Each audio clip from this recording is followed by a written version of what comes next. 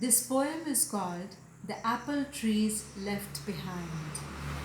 And I am not going to elaborate on what this poem is about. I am going to leave it to you to figure out. It's pretty clear.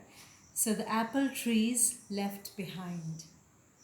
It's not a one man show, it's not a one time thing. This insistence that something being shown to me must be seen.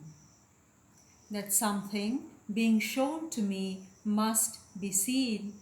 It's the passing of a key these days, from one hand to another, brought right in front of my eyes, in front of my face, underneath my nose, just before I make a purchase or ask about it.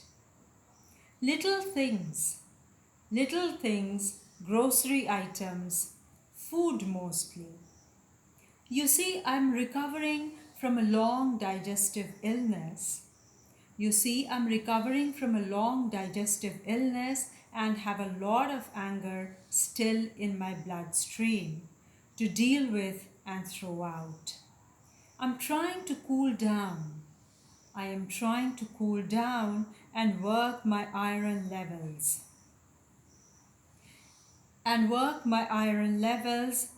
The infusion were very painful. The infusions were very painful and were made more so. And among other things being shown to me are apples.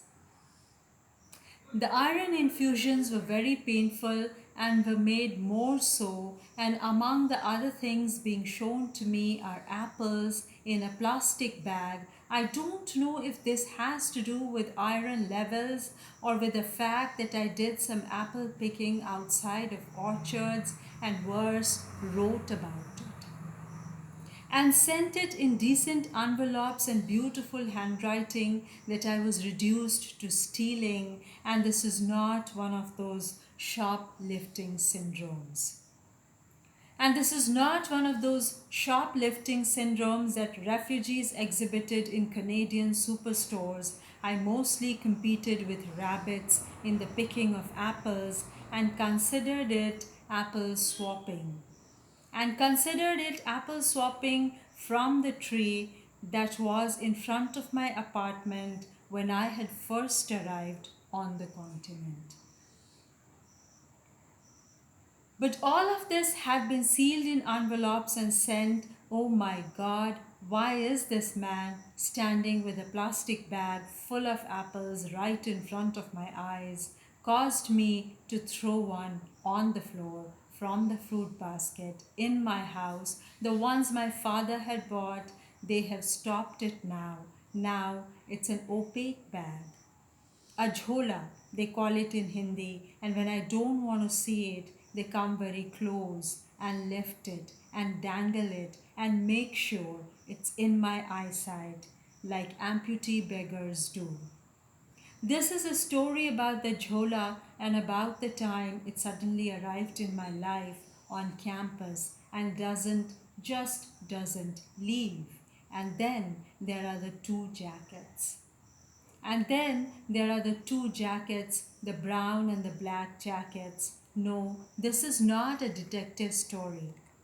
No, this is not a detective story, but such eerie crossing of paths by people in front of me. They come so close, like they will bang into me. And the smell of my ex-husband's messages and the smell of my ex-husband's messages, but this is somebody else. But he had said, I'll never cross your path again. But who is this person? But who is this person who precisely the jholawala and the many others who make up the noise, the horrible, sharp, shrill noise around me? Thank you.